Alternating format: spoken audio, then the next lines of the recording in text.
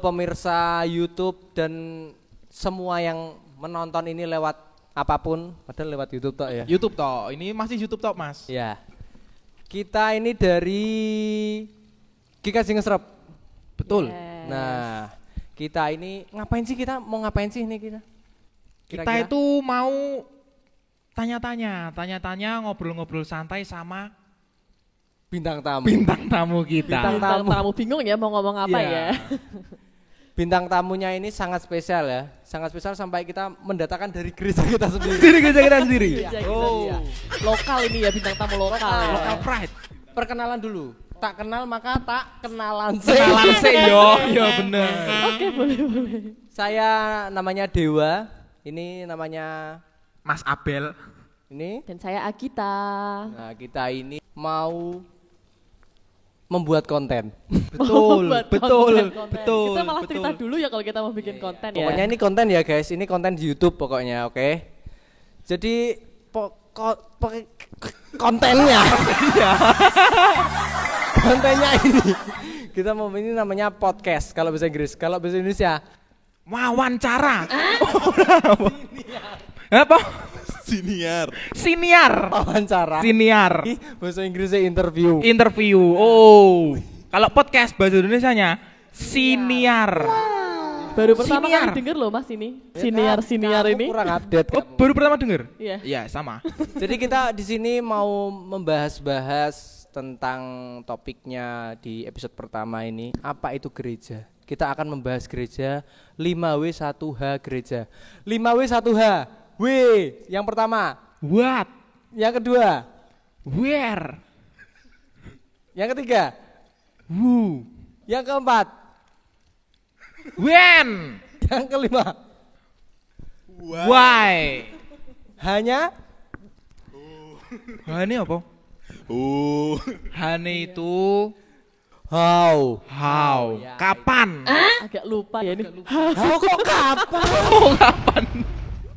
How itu bagaimana? Yes. How benar are you banget. today? Yes.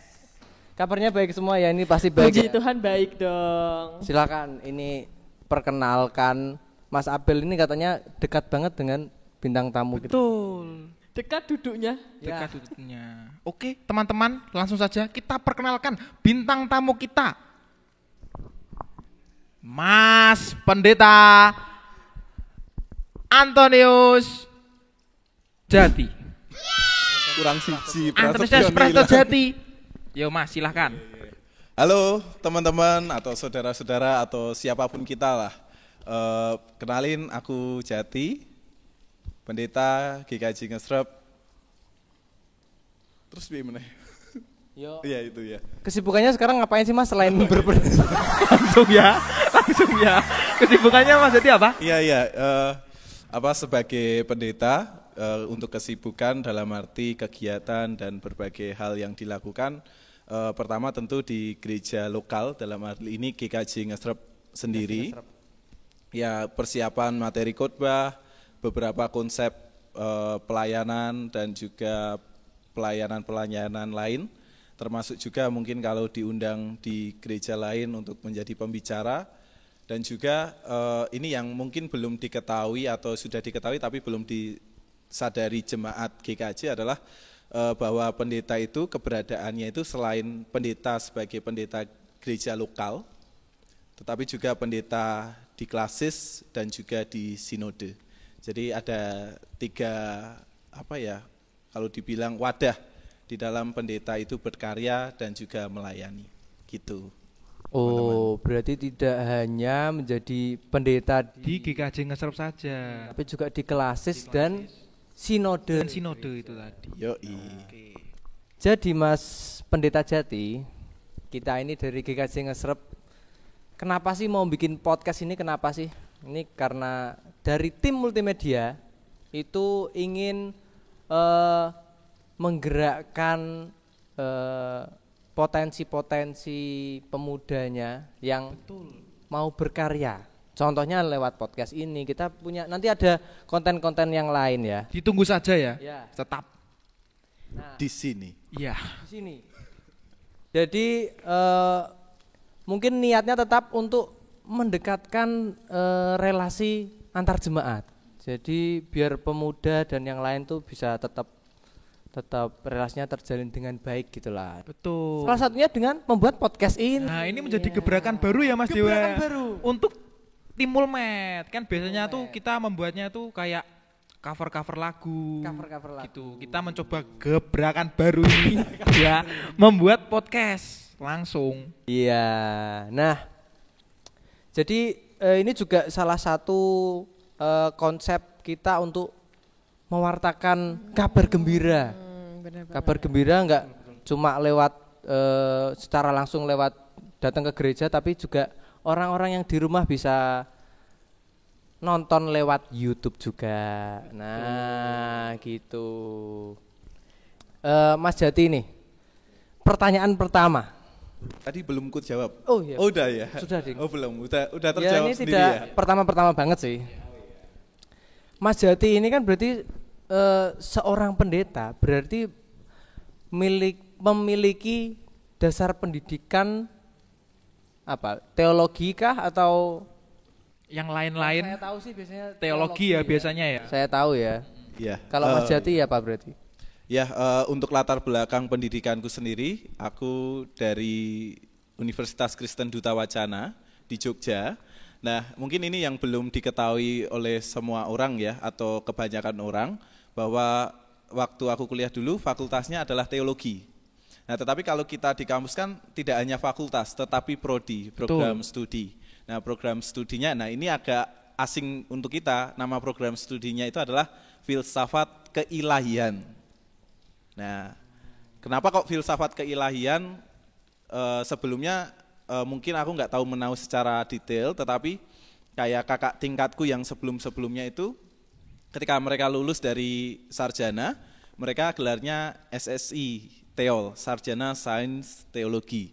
Nah, tetapi ketika Ristek Dikti mengkehendaki bahwa harus ada pembaruan entah birokrasi atau sistem akademik yang ada, karena dulu kakak tingkatku itu kuliahnya itu 4 tahun atau 8 semester plus 1 tahun program seminarium. Jadi membutuhkan paling cepat 5 tahun harus lulus. Nah, tetapi karena ada pembaruan sistem dari Ristek Dikti, maka harus 4 tahun, sehingga 1 tahun yang tambahan itu dimasukkan ke libur antar semester.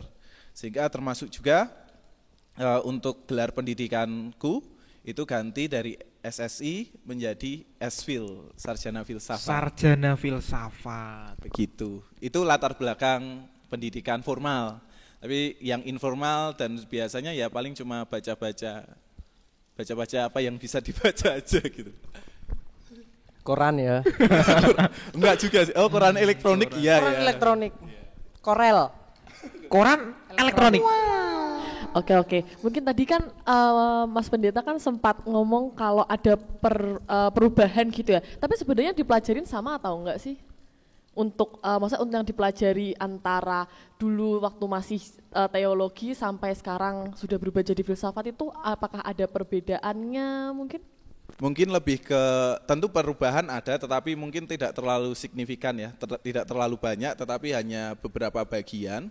Artinya untuk menekankan bahwa ternyata pendeta-pendeta yang sudah jadi pendeta dalam arti terus yang mereka mau pendidikan untuk menjadi pendeta itu harus didasari pengetahuan mendasar, yaitu tentang kajian filsafat.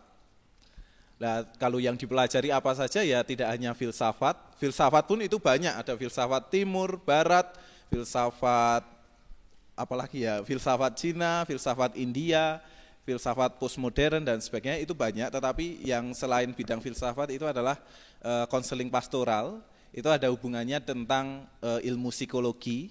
Bagaimana ketika ada orang yang berkeluh kesah itu, apakah kita benar-benar menjadi pendengar yang baik, atau kita hanya sekedar, solusinya gini, padahal dia datang bukan sekedar untuk cari solusi, tapi pengen teman untuk mendengarkan. Itu konseling pastoral. Ada juga tentang biblika, itu tentang bagaimana mempelajari Alkitab dan sebagainya.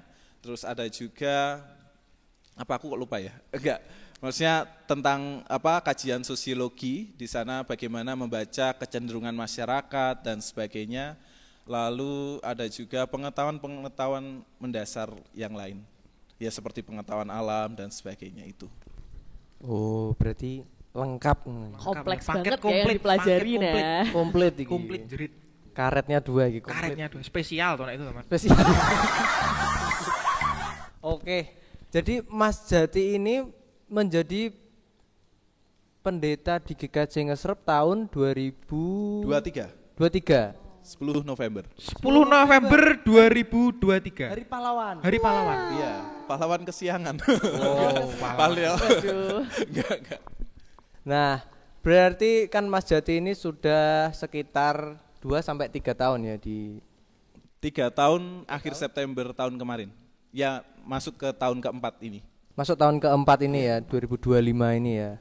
Menjadi warga jemaat. Warga jemaat GKJ Ngesrep. Warga gereja. Betul, resmi. Bahasanya apa berarti? Warga gereja. Warga jemaat ya. Warga jemaat GKJ Ngesrep. Kita ini kan pas banget ini Mas. Kita memang ngepas-ngepasnya biar Pas. jadi aja lah yang Iya, oke. Aduh ya. Iya. Terus terang Memantik aja ya ini Mas memantik Dewa ya. Iya, enggak apa-apa, aman. memang yang sibuk sebenarnya hostnya ya. Sorry. Jadi kita mau bahas 5W1H gereja ini tadi, yang 5W dan 1H-nya sudah dijelaskan Mas Abel meskipun Salah. salah tadi. Iya. Jadi mungkin kita mau dari aku pribadi ya Mas, sesimpel apa sih itu gereja? Karena setauku ya, mungkin setauku sendiri, kalau gereja yang aku tahu itu bukan secara Bangunan. yang setauku. Jadi persekutuan di dalam orang-orang Kristen itu yang bisa dibilang itu sebuah gereja.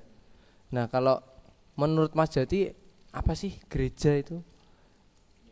Ya, tentu benar Mas Dewa bahwa kita tidak hanya sekedar memaknai bahwa gereja itu hanya sekedar bangunannya semata. Bahkan kalau kita hanya memaknai gereja sebagai bangunan, masalahnya adalah gini, gereja-gereja di barat atau di Eropa itu sudah bukan menjadi gereja untuk beribadah lagi, tapi ada yang menjadi museum, kafe dan sebagainya. Nah kan itu kasihan ketika kita hanya sekedar memaknai gereja sebagai bangunan. Lalu kita memaknainya gereja itu dalam dimensi bahwa setiap pribadi dari kita itu adalah gereja. Nah tetapi yang mungkin bisa kita sadari bersama bahwa gereja itu kan beraneka ragam ya. Banyak aliran atau denominasi dan sejauh dari penelitian yang ada, setidaknya ada 5.000 denominasi gereja di dunia ini. Jadi kan 5.000 kan banyak. GKJ itu hanya segelintir atau 1 dari 5.000 itu. Banyak ya. 5.000 ya. Ya, kayak apa katakanlah kayak gitu ya. Berarti kalau apakah konsep dari gereja kalau menurut GKJ itu maksudnya beda atau gimana sih Mas? Nah, Menurut sinode ya Mas ya. Apa? Menurut sinode. Menurut Iya. sinode gereja. jadi apa sinode kita GKJ itu memiliki apa yang menjadi dokumen gerejawi yang adalah salah satunya itu TGTL atau Tata Gereja dan Tata Laksana. Yang kedua itu adalah PPA GKJ atau pokok-pokok ajaran GKJ. Itu bukan berarti kita pengen buat sendiri dan sebagainya, tidak, tetapi bagaimana kita mencoba untuk menerjemahkan lagi intisari apa yang ada dalam Alkitab. Kan Alkitab kan banyak toh. Maksudnya dari kitab Kejadian sampai kitab Wahyu kan itu banyak. Dan saking banyak dan kompleksnya GKJ punya kerinduan untuk membuat dokumen gereja dan itu menjadi panduan untuk membangun kehidupan bersama. Nah, apa sih yang menjadi definisi atau pemaknaan gereja menurut GKJ, dalam hal ini menurut TGTL? Itu adalah gereja itu dimaknai sebagai kehidupan bersama religius yang berpusat pada Yesus Kristus. Jadi itu definisi atau pemaknaan tentang apa itu gereja, yang sekali lagi bukan sekedar bangunannya saja, tetapi kehidupan komunitas bersama religius yang berpusat pada Yesus Kristus. Itu kalau nggak salah nanti ditampilkan ya teman-teman di dalam pasal 8 ayat 1, aku aja juga lupa gitu kan.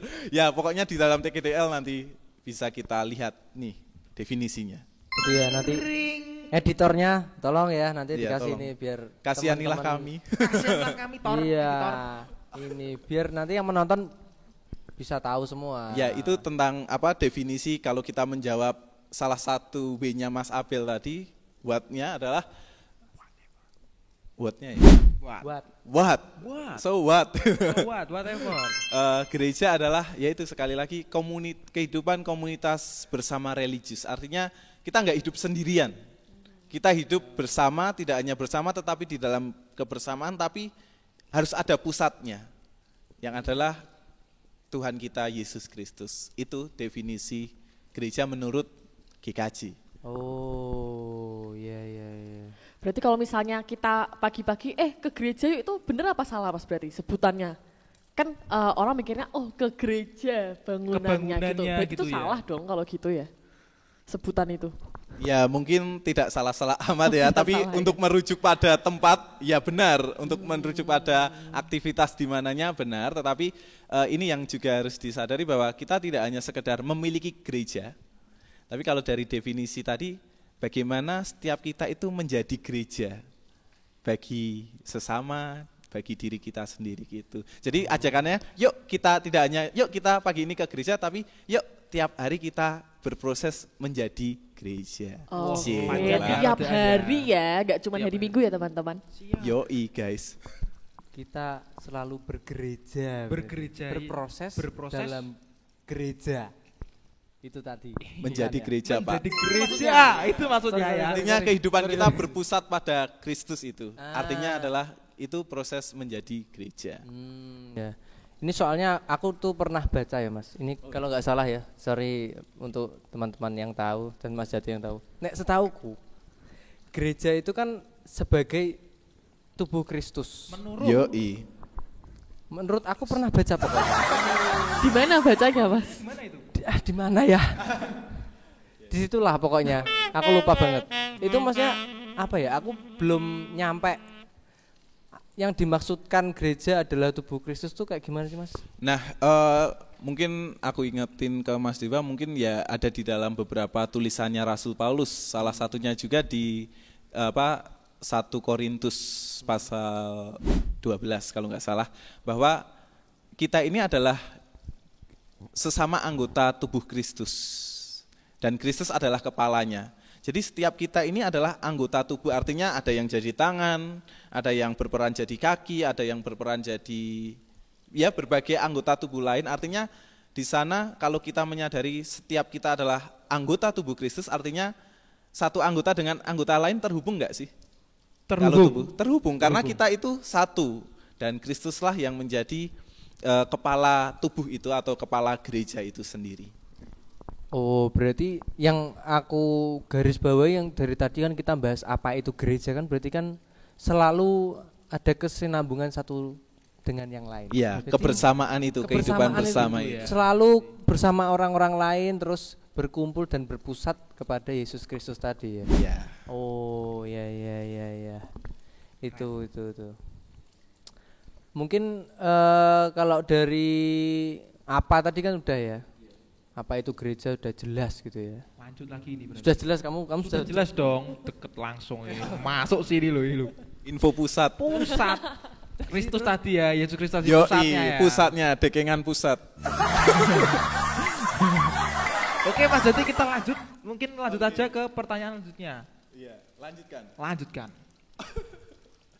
Kalau gereja itu sebenarnya siapa sih Mas?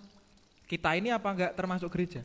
Termasuk enggak? Ya, termasuk gereja kalau untuk subjeknya ya, bahwa setiap kita punya kesadaran bahwa kita semua itu adalah gereja. Tapi gereja itu bagaimana kan sudah ya tadi bahwa kita hidup dalam kebersamaan dan dalam kebersamaan itu menjadikan Kristus sebagai pusatnya. Dan kalau siapa itu gereja, setiap kita kembali lagi adalah gereja. Nah, ya yang jadi pertanyaan sekali lagi adalah kita sebagai anggota itu berperan sebagai apa? Kalau tadi tangan kan ya udah kita berperan sebagai tangan, nggak mungkin tangan akan berperan sebagai sesuatu yang kita jalankan enggak toh. Tapi ada kaki yang berperan untuk menggerakkan atau menjalankan tubuh itu sendiri. Jadi sesuai dengan perannya masing-masing. Oke, berarti setiap orang ada perannya nih ya. Ada perannya. Nah, katanya Ada yang menjadi domba, ada yang menjadi gembala. apa ayo? Nah, Tadi kan kita kalau ngomongin kan tubuh Kristus gitu ya Mas, tubuh Kristus ada yang jadi tangan, ada yang jadi kaki, yang mana mungkin kita nangkepnya semua orang punya porsi yang sama mungkin ya di dalam gereja. Nah tapi sering kali kan mungkin kita sering dengar tuh ada gembala sidang, tadi yang Mas Abel bilang itu ya, ada gembala dan juga ada domba gitu kan, karena tadi kita ngomonginnya tentang tubuh Kristus, Kristus bagian-bagian tubuh gitu. Nah kalau kita mendengar gembala dan domba kan berarti kayak ada strata khususnya gitu nggak sih? Mungkin boleh dibantu untuk jelaskan supaya kita lebih paham nih. Nah itu adalah cara pandang umum kita melihat gereja ya, tentang siapa yang ada di dalam gereja itu siapa aja. Ada yang mungkin disebut sebagai gembala atau ada yang mengaku sebagai gembala, terus domba-dombanya, ada juga yang guyonan domba tersesat dan sebagainya. Siapakah dia? Ya itu hanya guyonan, tapi teman-teman harus kita sadari juga bahwa GKJ itu mendefinisikan atau membagi dalam aras kepemimpinan gereja itu ada 3. Yang itu adalah majelis gereja itu ada 3. Pertama pendeta, tugasnya mengajar. Kedua adalah penatua yang bertanggung jawab untuk setiap kegiatan dan juga jalannya gereja ini, dan ada yang disebut sebagai diaken yang itu adalah memperhatikan apa yang menjadi kebutuhan jemaat. Nah, untuk gambaran bahwa ada yang disebut gembala, ada yang disebut domba, sehingga kok kesannya ada strata ya, bahkan stratanya tidak hanya strata sosial tapi ini strata ciptaan ya. Berarti yang jemaat adalah kayak binatang atau apa ya. Nah, tetapi itu adalah sebagai gambaran semata, bukan untuk membeda-bedakan atau untuk membuat yang disebut gembala lebih tinggi atau yang tidak disebut gembala lebih rendah, tidak.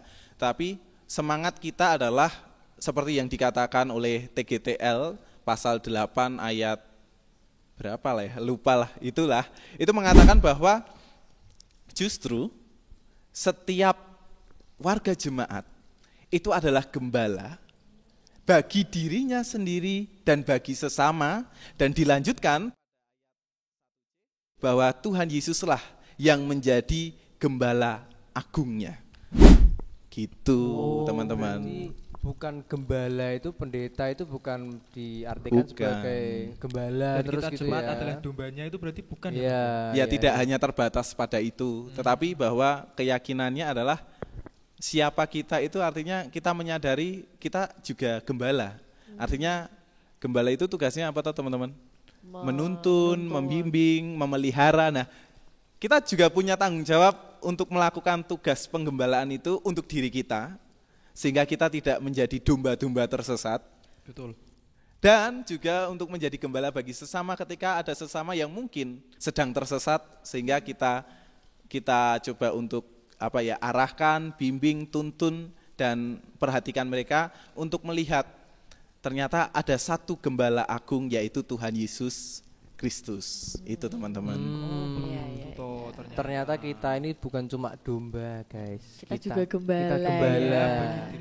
Dan ini mungkin mengingatkan kita kalau kita nggak boleh cuma berpusat apa-apa sama pendetanya aja gitu mungkin ya. Iya, karena pendeta kita juga punya manusia. Punya salah dan tidak sempurna. Dia kesibukannya ya Mas ya di gereja, klasis dan sinode. Belum untuk masyarakat. Kalau semuanya dikerjakan pendeta nanti pusing sendiri ya. Kasihan Mas pendetanya juga. Kalau semua dipikir sekarang, besok mikir apa? Itu dia. Habis besok pikirannya ya. Iya. Itu dia makanya. Oke, berarti kan kita semua ini tetap gereja. Kita semua ini adalah gembala atas diri kita sendiri. Dan sama. Iya. Kalau siapa udah jelas saya, maksudnya sudah jelaskan juga di apa gitu. Jadi ternyata tuh kita semua ini loh. Iya. Kita semua ini secara kebersamaan tadi. Yang aku paling senang itu kata-kata kebersamaan tadi loh. Kebersamaan gini. Nah, kalau dari setauku ya Mas, ini yang yang paling melekat ya kita udah bahas kapan nih ya. Ya. Kapan ini mungkin bukan kapan terbentuknya gereja ya. Aku lebih ke highlight kapan hari-hari raya gerejawi. Menarik. Iya. Karena yang aku paling berkesan itu setiap tahunnya pasti hanya ada 2. Apa biasanya itu? ya. Yang paling cuma Paskah dan Natal. Tapi jangan-jangan Mas Dewa ini jemaat napas ini kalau di gereja. Napas ya. Intelijen. Apa itu? Natal Natal Paskah. Paskah. Gereja pas Natal Paskah tau Mas Dewa? Enggak ya? Itu Kristen intelijen ya. Kristen intelijen ya. Intelijen. Terlihat. Iya, terlihat. Intelijen. Iya. Terlihatnya cuma pas event Natal sama Paskah. Iya. Oh, hari-hari Jemaat besar toh ya. Napas. Natal. Natal Natal Paskah. Tapi Mas Dewa enggak ya? Enggak saya. Saya kalau minggu ke gereja. Ketua Mulmet. Artinya apa? Berarti kalau di GKJ sendiri, apakah ada hari-hari besar selain mungkin yang lebih berbeda gitu dari gereja-gereja dari 5.000 tadi 5.000 denominasi tadi, apakah ada yang beda gitu loh Mas? Ya, kalau tak jawab secara sederhana bisa ditampilkan ya teman-teman editor. Bisa nanti banget. Ada yang disebut sebagai kalender liturgi atau tahun liturgi. Jadi kita menganut itu untuk apa? Bukan untuk sekedar menjadwal ya. Kalau teman-teman minggu pertama yang tugas siapa, PIC-nya siapa, bukan sekedar itu. Tetapi kalender liturgi atau kalender gerejawi ini berfungsi untuk mengingat cerita Tuhan dan juga memaknai cerita Tuhan itu ada dalam cerita hidup kita. Nah, kalau Natal dan Paskah kan hanya berbicara tentang kelahiran dan juga kematian serta kebangkitan Kristus. Memang itu bagian yang penting, bahkan dalam hal ini hari raya Natal dan Paskah itu masih menjadi pusat dari kehidupan iman kita. Nah, tetapi di dalam kalender liturgi itu kalau kita di dalam kalender biasa awal tahunnya kapan? 1 Januari. Akhir tahunnya 31 Desember. Nah, berbeda dengan tahun liturgi atau kalender gerejawi. Kalender gerejawi itu awal tahunnya kapan? Kapan? Nah, 25 Desember, bukan? bukan. Oh, salah. Salah. Enggak apa-apa. Nice try. Nah, awal tahun dari kalender gerejawi itu diperingati pada Minggu Advent pertama. Oh, kapan itu?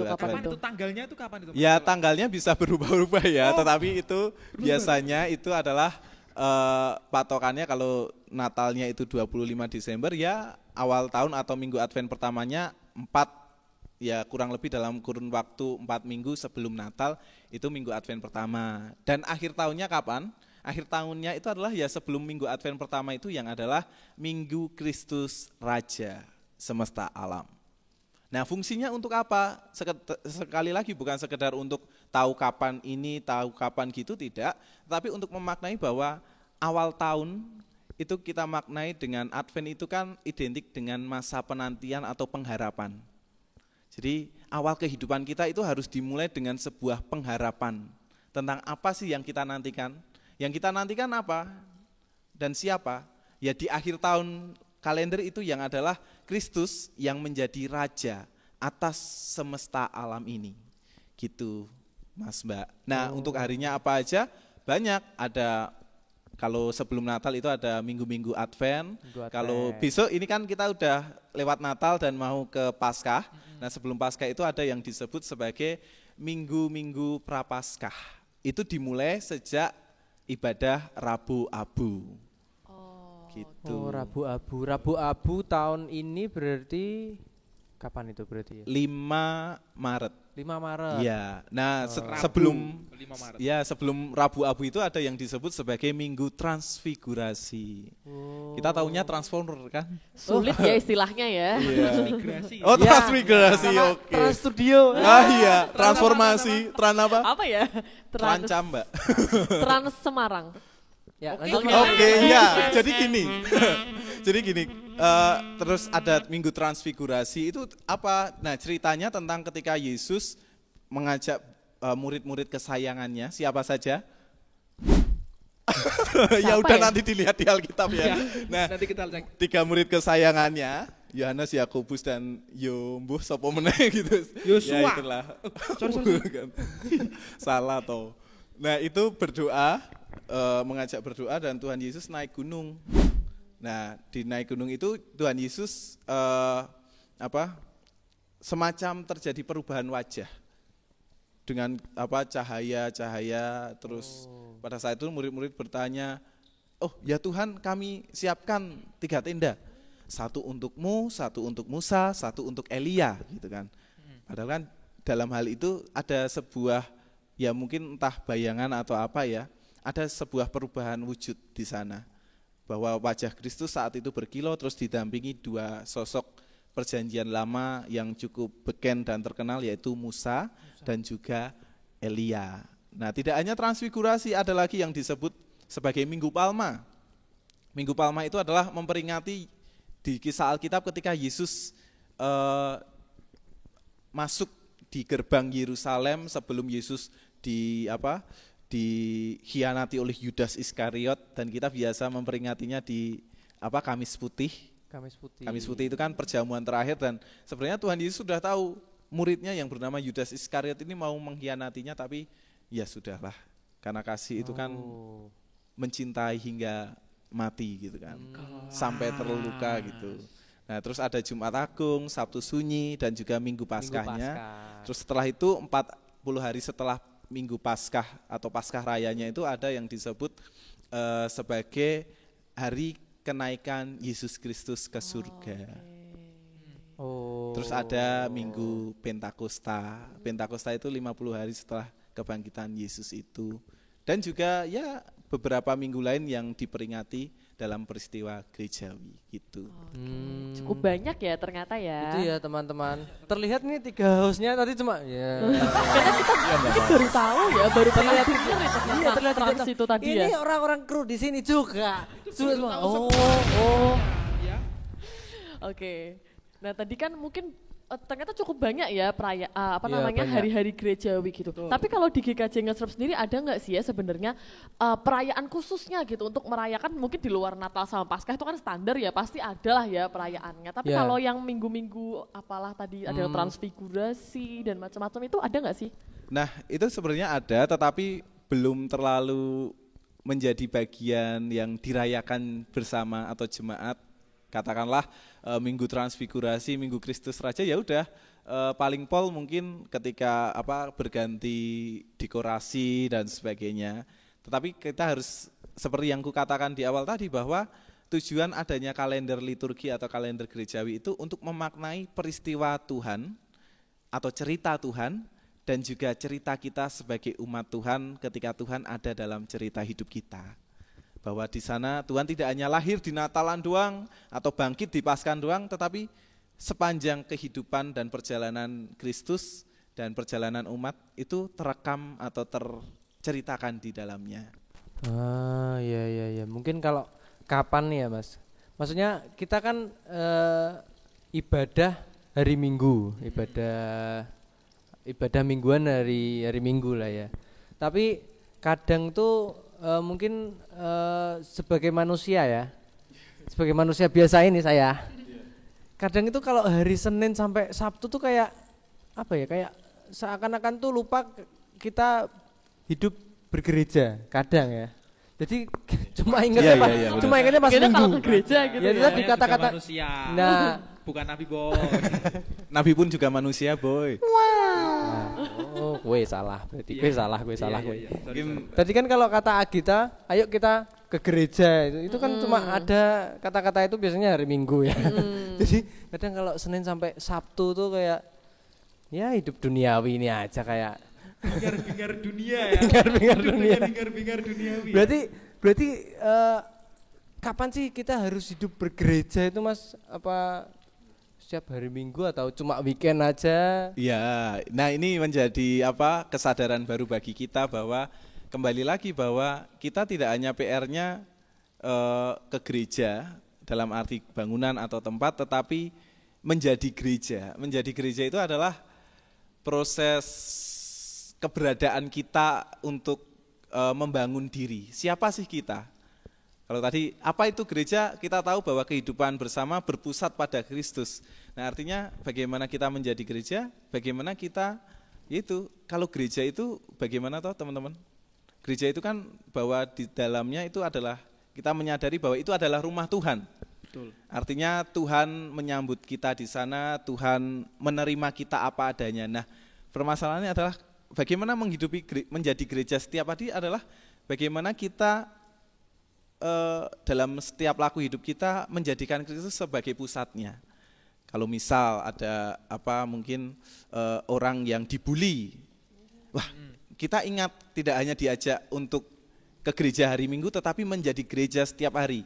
Kalau ada teman kita yang dibully dan kita sadar bahwa menjadi gereja adalah menjadikan Kristus sebagai pusat hidup kita, kira-kira kalau Kristus melihat bulian itu kita mau apa? Tambah bully atau gimana kira-kira? Ya, membela yang dibully ya harusnya ya mungkin ya. Ya, kita berpihak pada korban bullying. Betul. Nah, kita kayaknya jadi korban terus ya. Oh iya. Harus. Oh harus ya. Mandatori Nah itu. ini tidak menerapkan ini ya, tidak menerapkan bergereja ini ya. Maaf, sorry. Kelewatan. Berarti setiap hari kita harus bergereja enggak dan berbuat baik kepada sesama enggak harus di gereja. Betul. Tadi contohnya kan enggak di gereja aja itu ya. Mas Abel ini yang tukang bully sepertinya dia ketawa-ketawa. Kelihatan banget ya. Ngena banget itu kayaknya. Iya, kena banget. Maaf ya enggak sengaja. Apa-apa. Nah, ini berarti kan masuk lagi ke konsep di mana bergereja. Enggak bergereja ternyata enggak selalu di bangunan di GKJ Ngesrep ini tempat kita beribadah. Berarti tetap di mana-mana kita juga bisa menekuni berproses menjadi menggereja sih istilah yang menggereja, bukan bergereja, menggereja. Iya, menggereja. Ya mungkin ini kurang populer, tetapi kesadarannya adalah tadi gereja bukan sekedar tempat, tapi gereja adalah kita, dan gereja itu adalah dalam arti menggereja itu adalah bagaimana kita mengamalkan sikap-sikap ketika di gereja itu kita dapat bahwa kita mengasihi sekalipun itu mengasihi musuh kita. Bahkan Tuhan Yesus tetap mengasihi Yudas Iskariot toh. Meskipun Tuhan Yesus tahu Yudas akan mengkhianatinya, dia tetap mengasihi. Nah, itu adalah cara konkret kita untuk menjadi gereja atau menggereja. Jadi sekali lagi gereja itu bukan produk tempat di mana, tetapi laku hidup.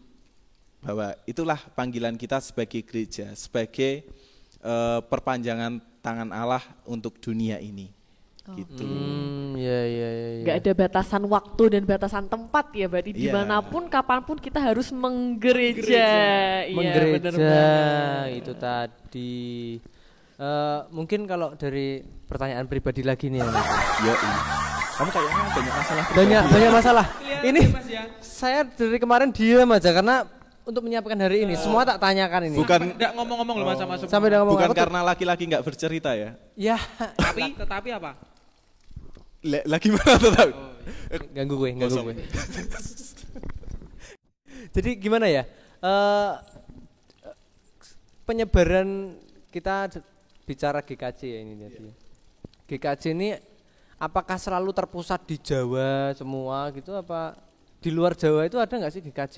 Bahkan di luar negeri ada nggak sih Mas? Di luar negeri. Aduh, iya. Aku juga belum pernah ke luar negeri. Setauku yang paling jauh itu yang nggak di lingkup Jawa Tengah ya. Setauku ada di Jakarta itu ada. Di Rawamangun ya. Rawamangun. Ya, di Jakarta Timur ya. Jaktim. Jaktim. Anak Jaktim. Yes. Di Jaksel juga ada.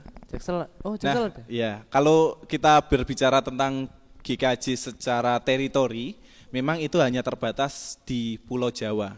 Paling timur itu ada GKJ di daerah Tuban kalau nggak salah. Tuban atau Blora, lebih timur mana ya? Tuban Mas. Tuban. Ya Tuban, ya daerah sana. Itu paling timur. Paling utara ya udah itu di Semarang mana? Di Semarang bawah ya. Itu ada kan GKJ. Terus paling selatan itu ada GKJ Guntur Geni. Itu di dekat pantai Gunung Kidul selatan. kah? Iya, Gunung Kidul. Yogyakarta Gunung ya, Selatan. berarti ya. Dekat Wiladeg. Iya, dekat Wiladeg ya. Nah, tahu aja gitu kan. Nah, terus paling barat itu kalau nggak salah di daerah Banten, Serpong atau Tangerang gitu. Nah, untuk batasan teritori memang kita terbatas. Tetapi teman-teman harus tahu bahwa ada P-info ya, info dari pusat. Kan kita tahu bahwa ada rencana untuk memindahkan ibu kota negara dari Jakarta ke IKN. Nah, GKJ, Sinode GKJ itu sudah dipercaya dan juga mungkin diberi hibah tanah atau bagaimana untuk mengembangkan pelayanannya di sana. Kenapa? Karena ada beberapa orang GKJ, ASN yang kemungkinan akan diproyeksikan untuk pindah kerja di IKN sehingga ya GKJ kan atau dalam hal ini gereja kan adalah rumah ya.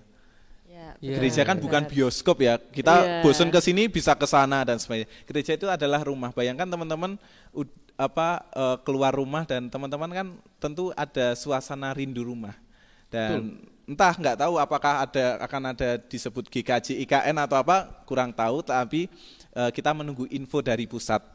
Dari sinode bagaimana ya untuk kelanjutannya. Jadi GKJ cabang Kalimantan ya jadinya ya. Cabang Kalimantan. Koyo mie ayam ya. Mie ayam cabang Kalimantan. Ya kalau untuk luar negeri sepertinya belum ada. Ya, tetapi ya kita tahu bahwa ada juga mungkin saudara-saudara kita jemaat GKJ yang mungkin bekerja di luar negeri dan mungkin itu membentuk sebuah persekutuan sendiri atau mungkin bergereja di tempat lain dalam hal ini, tapi semangatnya tetap sama bahwa keberadaan kita sebagai gereja yang tadi sebagai tubuh Kristus dan juga yang ini yang belum ada adalah bagaimana kita adalah keluarga Allah, anggota-anggota keluarga Allah.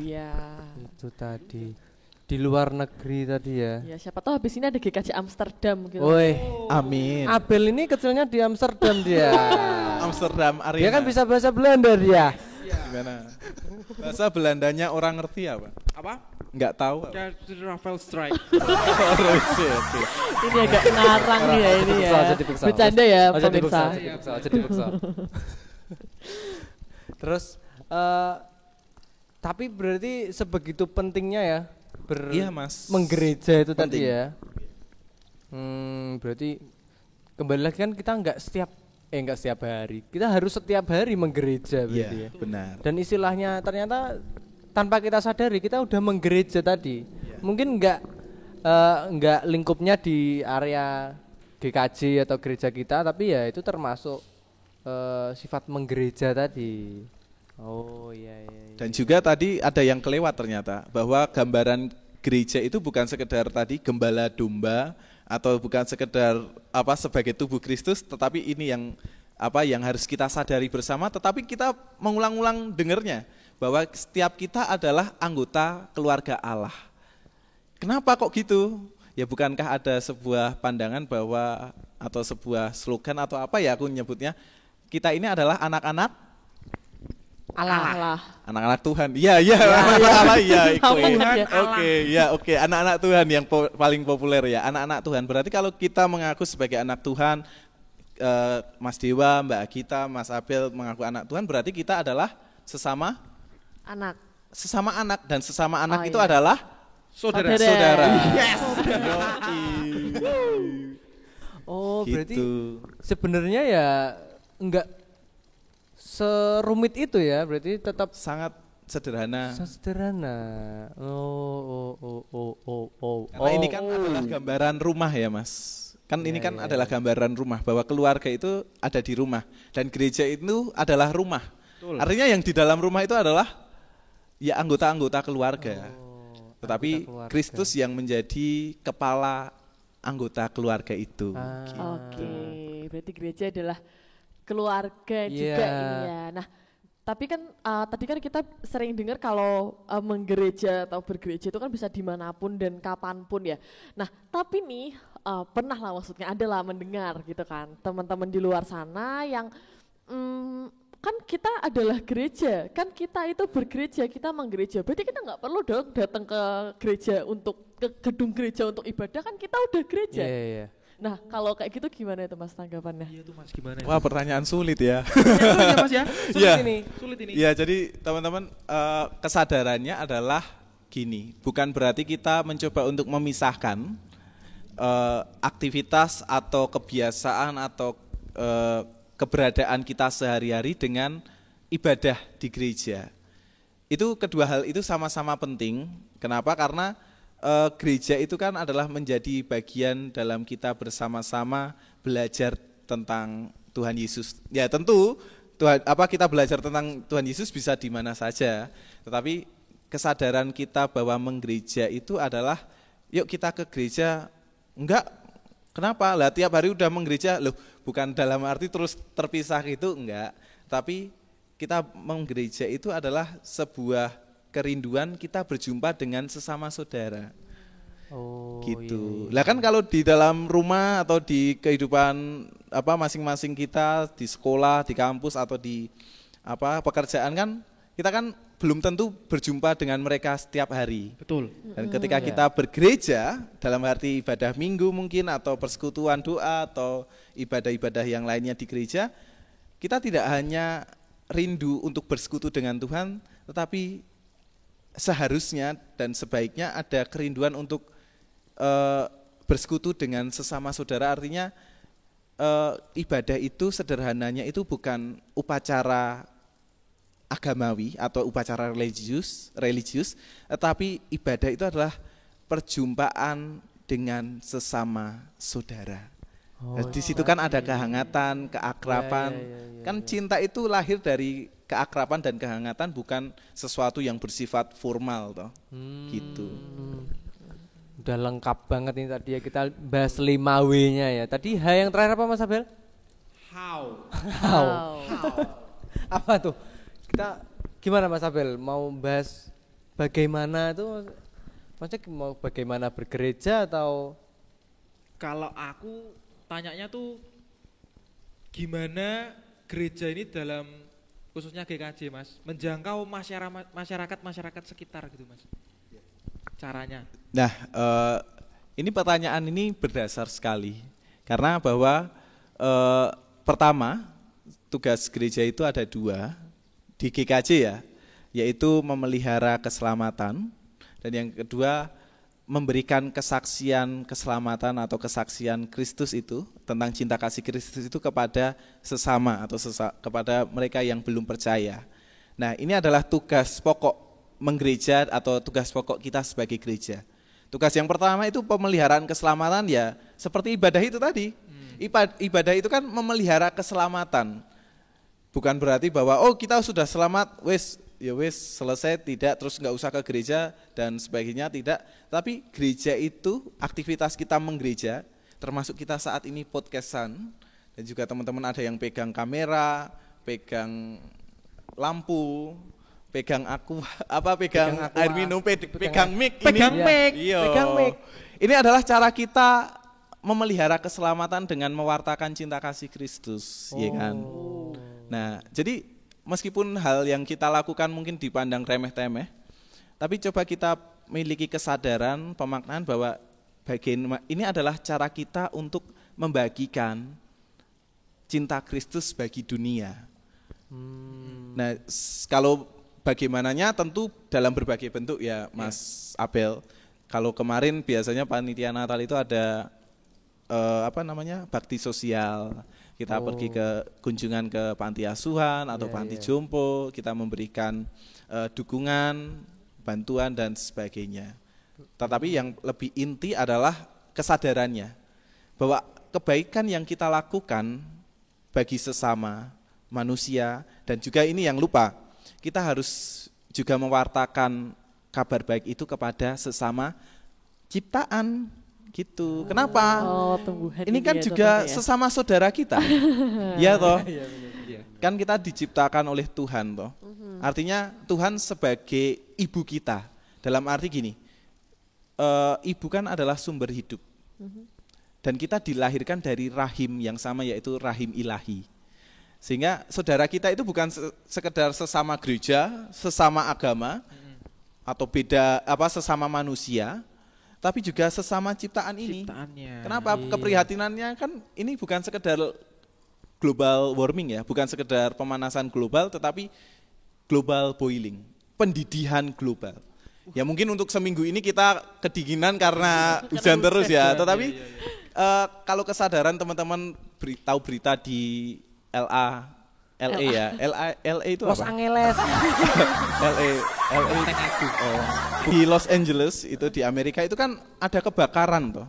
Nah kebakaran itu terjadi karena krisis ekologi, krisis lingkungan ketika iklim di sana sudah sampai 40 derajat lebih, banyak kekeringan sehingga ketika ada percikan api sedikit langsung tersebar dan terbakar. Nah ini keprihatinan bersama, bukan sekedar keprihatinan di Amerika, karena apa?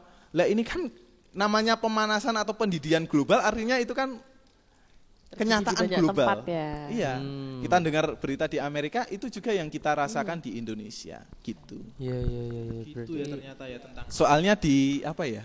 Di Injil Markus kalau nggak salah Tuhan bilang bahwa wartakanlah berita Injil itu kepada seluruh dunia, kepada semua makhluk. Ini makhluk bukan? Makhluk. Gitu. Makhluk. Ya, kabarkanlah kabar baik gitu, sehingga kita akan tahu bahwa kalau kita deforestasi, mengganti hutan dengan perkebunan sawit itu kita akan berpikir kira-kira alam akan menangis tidak dengan perbuatan kita. Saya nggak nyinggung siapapun ya guys, tapi kita harus sadar kita sedang dalam pendidihan global. Ya kalau hilang teman-teman tahu ya alamatnya kemana. Karena apa tahu ya? Ya itulah. nanti pokoknya. Oke, berarti memang intinya selain bergereja tidak terbatas tempat dan waktu, juga tidak terbatas dengan siapanya ya, bahkan Iya. termasuk yang nggak bisa kita ajak ngomong gitu. Dan mungkin cara mengabarkan Injilnya juga nggak lewat ngomong-ngomong sama tumbuhan kan ya, bukan pastinya omon-omon saja. Tapi memang Iya. ada aksi gitu ya untuk Aksi lingkungan nyata, kita, aksi juga nyata. menunjukkan kehidupan kita sebagai orang yang menggereja itu Menggereja tadi. betul. Nah, berarti memang sebegitu pentingnya peran kita gitu tuh. Jadi kalau tanyakan bagaimana peran penting kita tuh kayak seberapa besar gitu kan? Iya. Berarti ternyata sepenting itu ya kita ini Yoi. ya. Oh. Tapi kalau dalam menjalankan peran kita ini Mas, kan pasti ya ada tantangan. Pasti ada hambatan-hambatan. Halangan. Mungkin bisa kasih tahu secara sederhana gitu loh Mas, gimana cara kita untuk tetap teguh dalam pendirian, survive. Ya tentu kalau kita menyadari konteks saat ini kan banyak tantangannya ya teman-teman. Bahwa kesadarannya adalah kalau prinsipnya tadi kita pegang bahwa setiap kita adalah sesama anggota keluarga Allah. Satu dengan yang lainnya adalah sesama saudara. Bukan sekedar saudara seiman, tapi saudara sesama ciptaan. Artinya kita sadar bahwa mengabarkan Injil itu bukan sekedar mengubah orang dari yang bukan Kristen menjadi agama Kristen, tetapi kita tidak hanya sekedar mengajak orang untuk sekedar dalam arti pindah agama, tidak. Tetapi lebih ke bagaimana cara kita membagikan nilai-nilai cinta kasih Kristus. Dan itulah kita mengabarkan Injil, gitu. Oh, berarti memang harus apa ya? Ternyata nggak muluk-muluk itu tadi loh. Nggak seribet itu. Jadi kita harus santai aja gitu berarti ya Mas ya. Ya, Jalannya dengan santai gitu ya. slow living ya. Slow living. Nah, mungkin tadi udah menjawab 5W1H-nya semua ya. Ini ada sesi tanya jawab. Q&A. Ada berapa pertanyaan ini guys? Mau berapa? Mungkin itu yang udah masuk ada satu, kita bacakan dulu kali ya. Iya. Oh ada 3. Ada 3 ya. Tiga Oke. itu, 3. Oh, ada 3. 3 aja lah ya. Yang pertama dulu nih ya Mas Oke, ya. sudah mepet ini ya. Oh, oke. Mungkin bisa saya bacakan ya. Siap. Ini Silakan. ada salah satu pertanyaan dari salah satu warga gereja. Saya dengar ada suatu wacana akan dilakukan penghapusan identitas agama di KTP. Wah, gimana pendapat Bapak Pendeta? Apakah unsur agama itu sangat penting artinya dalam nuansa komunitas dan pergaulan? Nah, ini Wow, mungkin pertanyaan yang sangat sulit ya. tadi hidup menggereja tadi kan kebersamaan tadi ya, tetap dalam satu komunitas Kristiani. Nah, kira-kira menurut Mas Pendeta Jati ini bagaimana Mas Pendeta? Oke, nah ini kita berpikir secara apa ya namanya, berpikir lebih luas dalam bukan sekedar kerangka hidup menggereja, tetapi hidup berbangsa dan bernegara. Teman-teman tahu nggak agama di Indonesia itu ada berapa? 6 yang Nah, apa diakui. saja? yang diakui itu. Nah, itu permasalahannya di situ. Ada teman-teman sebangsa setanah air kita yang memiliki keyakinan atau agama yang tidak diakui oleh negara. Nah, wacana itu saya belum tahu menau ya, maksudnya apa sih yang menjadi latar belakang atau tujuannya, tetapi paling tidak kita punya latar belakang bahwa kesadarannya adalah terus bagaimana bagi mereka yang punya agama kebatinan atau agama kejawen, kan di pilihan administratif itu kan nggak ada. Nah terus mereka bagaimana, masa mau numpang? Nah ini yang disebut beragama KTP banget gitu ya. Nah tetapi ini sebenarnya tergantung cara kita melihat. Sekali lagi tergantung cara kita melihat ya. Bukan berarti kalau saya berpikir seperti ini, oh pasti Mas Jati kontra ini, tidak. Tapi ini adalah mungkin menjadi cara kita untuk lebih inklusif. Untuk lebih terbuka terhadap realita yang ada. Sehingga dengan keterbukaan itu kita lebih ramah kepada teman-teman yang minoritas. Jadi kan kita sebagai Kristen aja mengaku minoritas. Lah, ada yang lebih minoritas daripada kita yang mengaku minoritas. Betul. Gitu kan. Nah, ini adalah tindakan kasih kita. Bahwa kita memperdulikan mereka yang tersisih dan bahkan termarginalkan oleh negara. Oh, itu tadi ya, berarti mungkin ya kita jangan merasa terlalu minoritas, akhirnya ada yang lebih minor lagi. Ya, ternyata dan ternyata ya mungkin kepercayaan nggak selalu berpengaruh terhadap diri kita gitu ya, maksudnya sama orang lain pun ya, sama siapa aja juga tetap kembali lagi kasih terhadap semua makhluk hidup tadi. Sama tumbuhan aja harus mengasihi, apalagi sama Sama manusia. Oke, udah menjawab nomor 1 tadi ya. Mungkin pertanyaan selanjutnya Mas Abel, ya. tolong bacain, nggak Ini kelihatan. pertanyaan dari teman-teman juga Mas.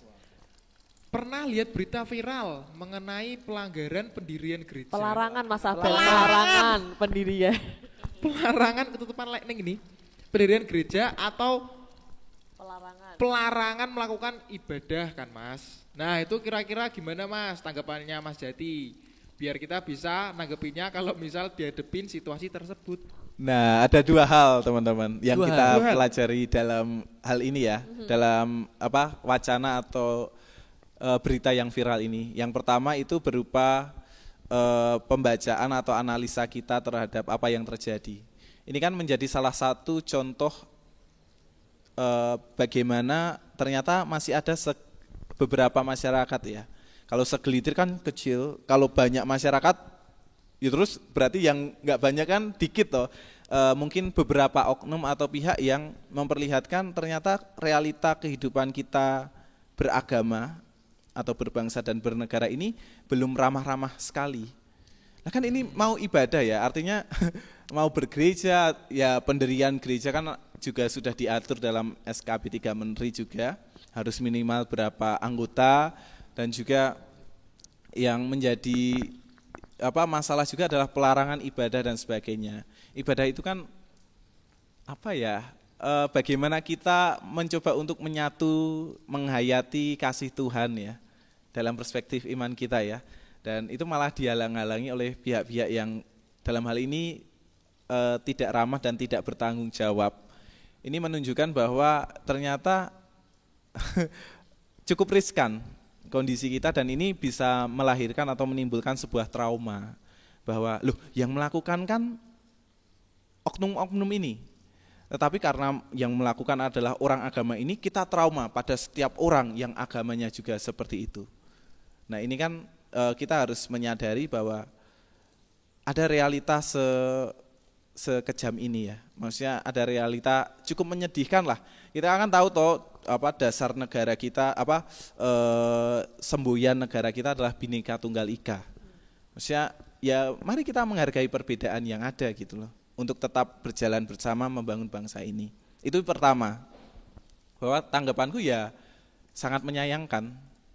Kita negara hukum, kita dilindungi hukum, kita niatnya mau baik kok mendekat ke Tuhan malah dijauhkan kan, malah itu kan bertentangan dengan moral etika yang universal itulah. Terus yang kedua adalah gini, ini refleksi untuk kita. Ada teman-teman kita yang mau mendirikan gereja dilarang, mau melakukan ibadah dilarang. Nah pertanyaannya adalah kita yang sudah ada gereja, punya kesempatan menggereja dan beribadah, tidak dilarang bahkan juga dilindungi, kok malas ibadah, ini menjadi otokritik bagi kita. Waduh, iya nih. Yang Pengingat ini, ya, ini pengingat orangnya ya. yang ini. Otokritik itu bukan nunjuk mas, otokritik itu ngini. Jadi kan saya nonton kan ketunjuk saya juga, Mas. Iya, oh iya lebih banyak ya. Soalnya ini teman-teman semua nunjuk saya juga semua. Oh iya, kok nggak nunjuk saya?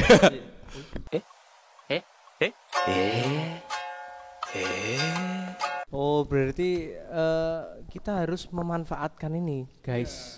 Kita bisa mengabarkan seperti ini loh. Iya. Nggak semua orang tuh punya gereja juga ternyata ya. Punya kesempatan yang sama seperti kita. Ada gereja yang nggak boleh ibadah. Iya. Tapi berbahaya tuh. Berbahaya ini, berbahaya. Oke, lanjut Mas Diwa pertanyaannya. Pertanyaan terakhir. Iya. Karena gereja itu adalah orang-orangnya, berarti ketika kita ikut persekutuan itu sudah termasuk bergereja ya, Mas Pendeta. Ini mungkin tadi sudah dijawab ya, jadi mungkin bisa lebih dipertegas, Mas. Iya.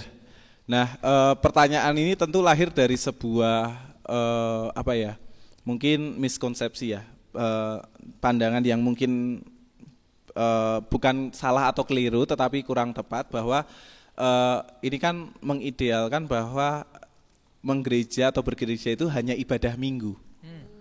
Sementara kalau persekutuan pemuda, persekutuan doa, persekutuan doa bersama atau biston itu dianggap bukan menggereja. Itu tetap menggereja, guys. Bahkan kita seperti ini kan juga menggereja, juga bersekutu. Kita bersama-sama berjumpa. Nah, kita harus memaknai pada kesadaran apa sih makna bergereja, apa makna persekutuan.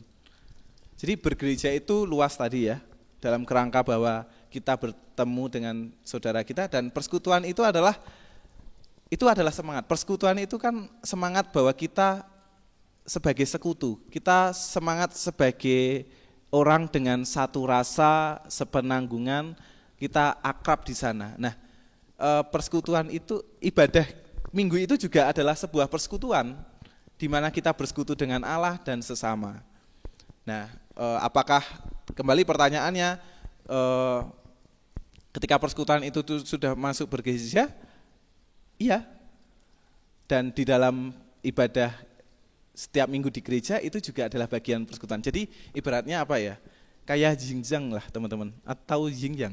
Enggak tahu. Hitam putih itu ya. Ya nanti teman-teman Keseimbangan editor itu ya? tolong ya teman-teman editor Yin kesini. and yang. Yin and yang gitu. Bahwa apa yang kita lihat putih ternyata enggak sepenuhnya putih. Apa yang kita lihat hitam ternyata juga enggak sepenuhnya hitam. Artinya apa? Kehidupan ini kompleks dan kehidupan ini saling terkait dan menyatu. Gitu.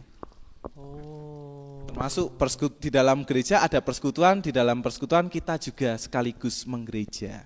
Gitu teman-teman. Nice dream.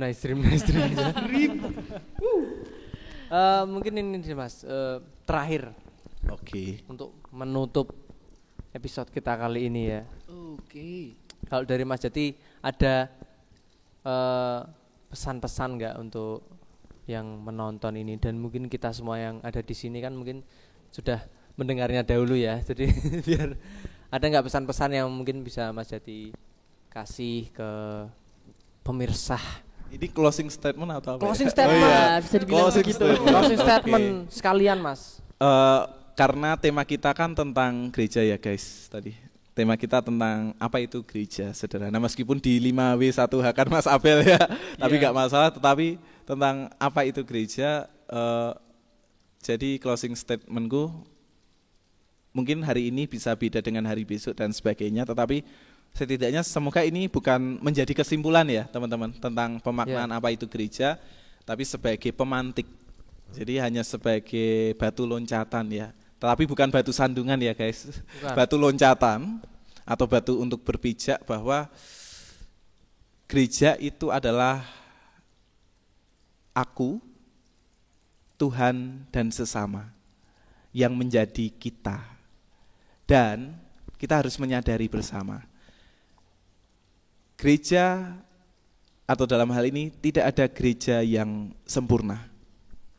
Kenapa? Karena orang-orang yang di dalamnya tidak sempurna. Loh, ya udah kita pindah gereja yang sempurna dan kalaupun ada gereja yang sempurna, ketika kita pindah di sana, seketika gereja itu tidak menjadi gereja yang sempurna karena kita datang ke sana. Kan kita enggak sempurna. Artinya adalah justru di tengah ketidaksempurnaan itu kasih Tuhan yang sempurna itu semakin nyata karena kita bergantung sepenuhnya pada kasih Tuhan yang sempurna itu. Untuk apa? Untuk menerima kita yang tidak sempurna ini dengan kasih yang sempurna. Gitu. Semoga jadi pemantik ya. Yang sempurna adalah kasih. Betul. Dan Andra and the Backbone. Kau begitu sempurna. Oke, terima kasih Mas Jati. Tepuk tangan dulu semuanya. Terima kasih. Terima Nanti kasih. kata-katanya bisa nanti di highlight ya editor nanti. Kita masih editor masih banyak PR, oke. Titip Terima juga kasih. gambar-gambar yang dipesan tadi ya, untuk menjelaskan ke jemaat. Dan juga pemirsa YouTube. Ya, terima kasih Mas Jati sekali lagi Sama-sama sudah teman-teman, terima mau kasih meluangkan juga. waktunya. Terima Siap. kasih untuk host ini yang sudah mau. Tepuk tangan untuk host kita ketika yang seru ini. Oh, nanti di komen dengan tepuk tangan ya guys. Ya, terima kasih. Emot. Dan mungkin untuk warga jemaat yang mau nonton. Betul. Terima kasih juga sudah mau menonton. Terima kasih sudah mau meluangkan waktunya untuk menonton. Dan terima kasih juga untuk yang sudah mengirimkan pertanyaan-pertanyaan ya, tadi. terima kasih. Pertanyaannya sangat membantu kita untuk bisa menggali lebih dalam. Betul. Apa itu gereja? Dan memberatkan saya. Canda. Iya. Ya, tetapi Cuma nambah. Ya, terima kasih juga untuk teman-teman yang sudah memberi waktu Ya. untuk menggereja dan melayani serta membagikan Injil melalui peran masing-masing. Baik yang pegang kamera atau yang nggak pegang apa-apa gitu. Ya. Terima kasih untuk Iya, waktu. pegang gelas, ada pegang gelas barusan pegang gelas. Oh iya, oke. Ya, akhir kata kita ucapkan terima kasih dan sampai jumpa lagi di konten selanjutnya. Dah. Siap.